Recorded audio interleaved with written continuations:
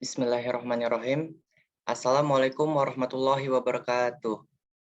Waalaikumsalam warahmatullahi wabarakatuh. Pertama-tama, marilah kita panjatkan puji syukur atas kehadirat Allah Subhanahu wa Ta'ala karena telah memberikan rahmat, kesehatan, dan keselamatan sehingga kita dapat berkumpul dalam melaksanakan presentasi hari ini. Yang terhormat, Ibu Siska Merita MPD selaku dosen pendidikan bahasa Indonesia dan teman-teman yang saya banggakan. Adapun topik yang kami bahas pada hari ini yaitu pemakaian huruf, penulisan kata, dan unsur serapan. Next.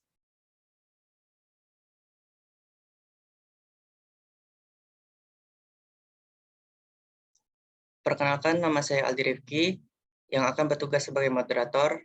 Saya akan membimbing jalannya presentasi ini.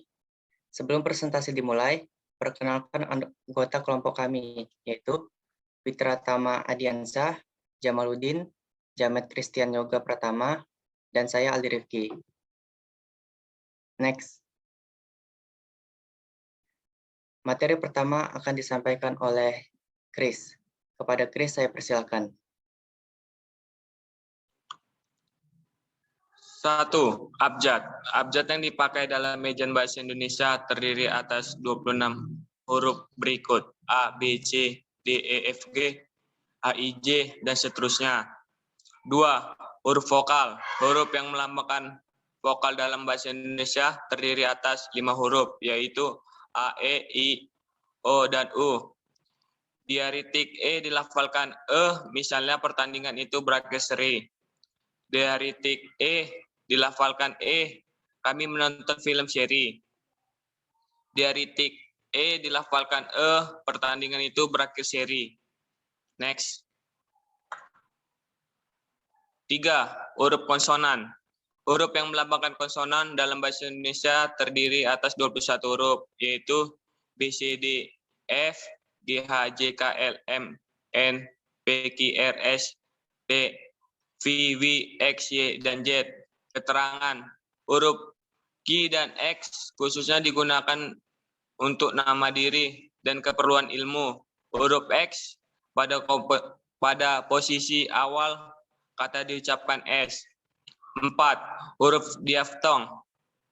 Di dalam bahasa Indonesia terdapat 4 diaftong yang dilambangkan dengan gabungan huruf vokal A, I, U, E, O. Contohnya AI, Iron, AU, autodidak, EI, survei, OI, amboy. Next. 5. Gabungan huruf konsonan. Gabungan huruf konsonan KH, eng, ny, dan si. Masing-masing melambangkan satu bunyi konsonan. Contoh KH khusus, ny nyata, eng ngarai, si syarat. Next. Baik, materi selanjutnya akan disampaikan oleh Witra. Kepada Witra saya persilakan. Yang keenam ada huruf kapital. Huruf kapital dipakai sebagai yang pertama, huruf pertama awal kalimat. Yang kedua, huruf pertama unsur nama orang, termasuk julukan. Yang ketiga, dipakai pada awal kalimat dalam petikan langsung.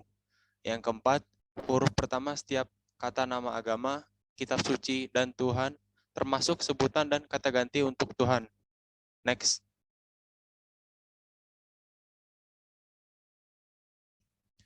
Huruf kapital dipakai sebagai E. Huruf pertama unsur nama gelar kehormatan, keturunan keagamaan, atau akademik yang diikuti nama orang, termasuk gelar akademik yang mengikuti nama orang. F. Huruf pertama unsur nama gelar kehormatan, keturunan keagamaan, profesi, serta nama jabatan kepangkatan yang dipakai sebagai sapaan. G. Huruf pertama nama bangsa, suku bangsa, dan bahasa. H. Huruf pertama nama tahun, nama hari, dan hari-hari besar atau hari raya.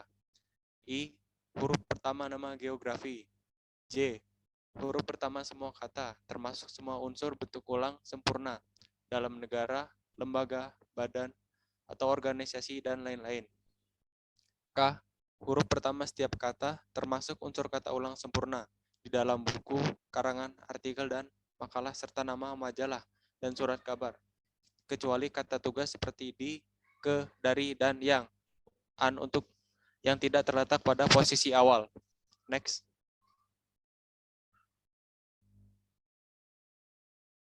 Huruf kapital dipakai sebagai huruf pertama unsur singkatan nama gelar, pangkat, atau sapaan. Huruf pertama kata penunjuk hubungan kekerabatan seperti bapak, ibu, adik, dan paman, serta kata atau pengungkapan lain yang dipakai dalam penyapaan atau pengacuan. Selanjutnya yaitu huruf miring. Huruf miring dipakai untuk menuliskan judul buku, nama majalah, atau surat kabar yang dikutip dalam tulisan, termasuk dalam daftar pustaka.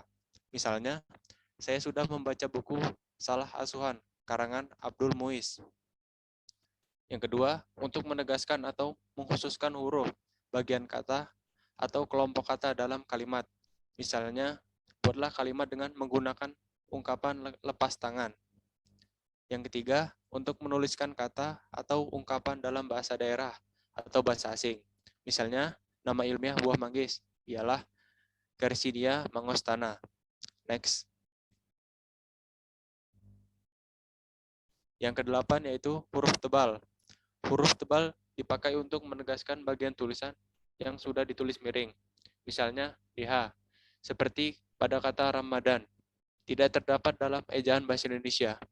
Yang kedua, huruf tebal dapat dipakai untuk menegaskan bagian-bagian karangan seperti judul buku, bab, atau subbab. Next.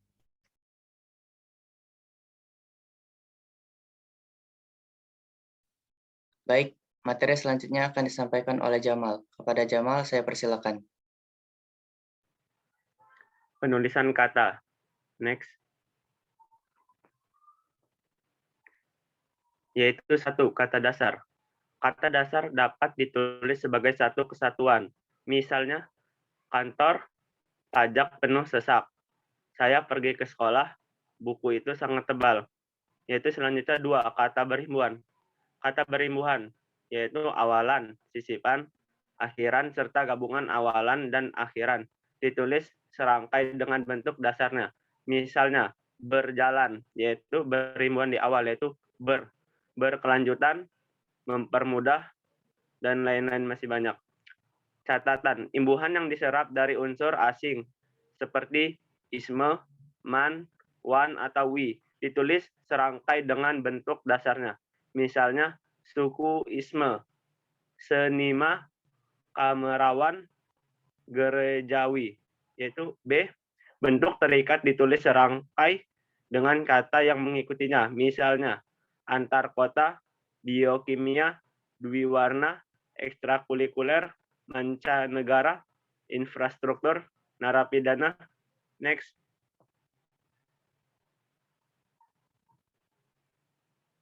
Catatan, bentuk terikat yang diikuti oleh kata yang berhuruf awal kapital atau singkatan yang berupa huruf kapital dirangkaikan dengan tanda hubung. Misalnya, non-Indonesia, pro-Barat, non-Asia, ASEAN, dan anti-PKI. Bentuk maha. Bentuk maha yang diikuti kata turunan yang mengacu pada nama atau sifat Tuhan ditulis terpisah dengan huruf awal kapital. Misalnya, marilah kita bersyukur kepada Tuhan yang Maha Pengasih. 2. Bentuk maha yang diikuti kata dasar yang mengacu kepada nama atau sifat Tuhan kecuali kata esa. Ditulis serangkai. Misalnya, Tuhan yang Maha Kuasa menentukan arah hidup kita. Mudah-mudahan Tuhan yang Maha Esa melindungi kita. Selanjutnya 3. Bentuk ulang. Bentuk ulang ditulis dengan menggunakan tanda hubung di antara unsur-unsurnya. Misalnya, anak-anak, lauk pauk, sayur mayur, serba-serbi, terus-menerus, tunggang, langgang, berjalan-jalan, porak-poranda. Catatan, bentuk ulang gabungan kata ditulis dengan mengulang unsur pertama. Misalnya, surat kabar, yaitu surat-surat kabar, kapal barang, kapal-kapal barang, rak buku, rak-rak buku, kereta api cepat, kereta-kereta api cepat. Next. Baik, materi selanjutnya akan disampaikan oleh saya sendiri. Unsur serapan. Next. Unsur serapan. Menurut Kamus Besar Bahasa Indonesia, kata serapan adalah kata yang diserap dari bahasa lain berdasarkan kaidah bahasa penerima. Oleh karena itu, dapat dikatakan bahwa sebagai kata serapan jika memenuhi kaidah-kaidah bahasa, khususnya pada bahasa Indonesia. Secara garis besar, ada dua yang merupakan sumber penulisan kosakata, yaitu sumber internal dan sumber eksternal. 1. Sumber internal. Sumber internal yang merupakan faktor dari adanya penyerapan bahasa yaitu swadaya bahasa dalam bahasa internalnya. Maksudnya, pengayaan bahasa yang dapat terwujud melalui beberapa pola, diantaranya aktivasi kata-kata lama, pembentukan kata-kata baru, penciptaan kata-kata baru, dan pengakrominan.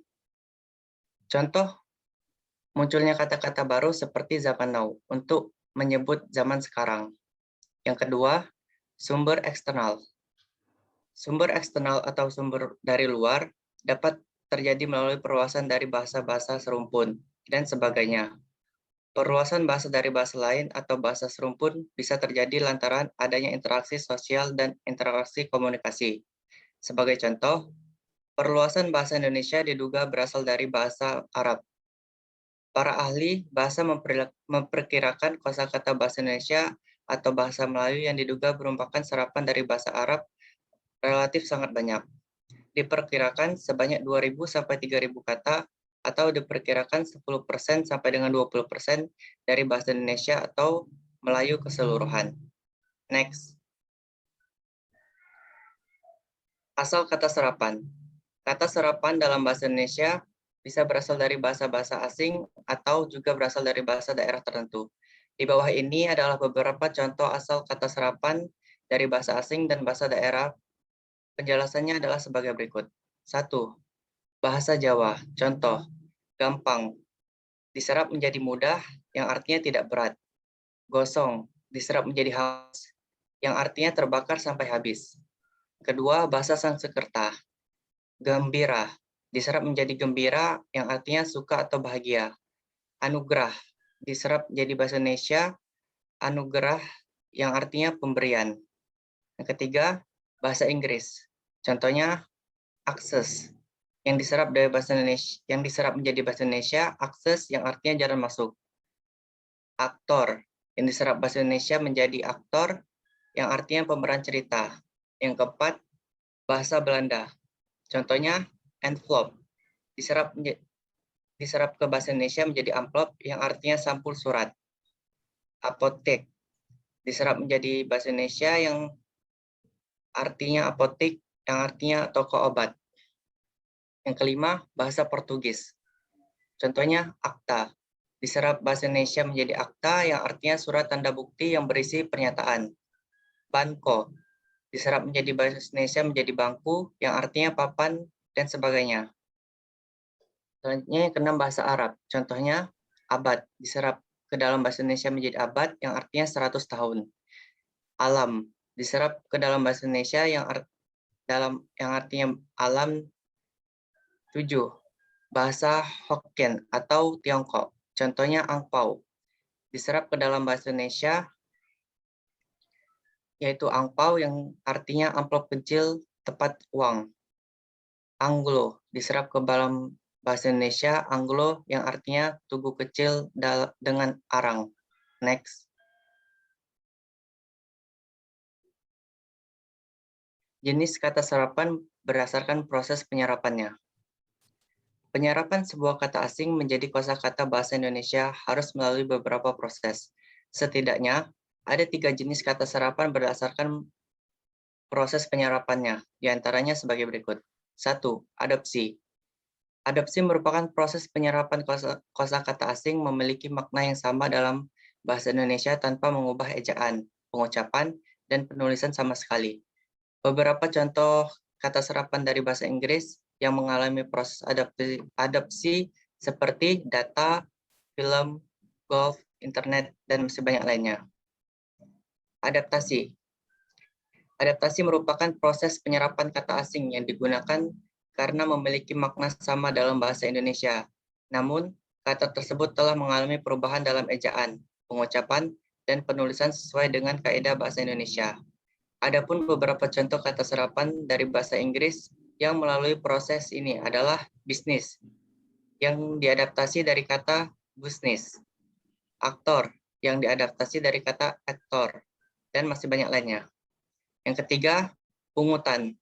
Proses penyerapan kata asing dengan pungutan terjadi karena pemakaian mengambil konsep dasar pada bahasa asalnya. Kemudian, kata tersebut dicari terjemahannya dalam bahasa Indonesia. Beberapa contoh dari kata serapan pungutan dari bahasa Inggris diantaranya yaitu try out, yang diserap dengan kata uji coba. Selanjutnya, download, yang diserap dengan kata unduh, dan lainnya. Next. Berikut daftar referensi dari presentasi kami. Demikian presentasi dari kelompok kami. Saya sebagai moderator, mohon maaf jika ada kesalahan dan kekurangannya. Terima kasih kepada teman-teman dan Ibu atas perhatiannya. Wassalamualaikum warahmatullahi wabarakatuh.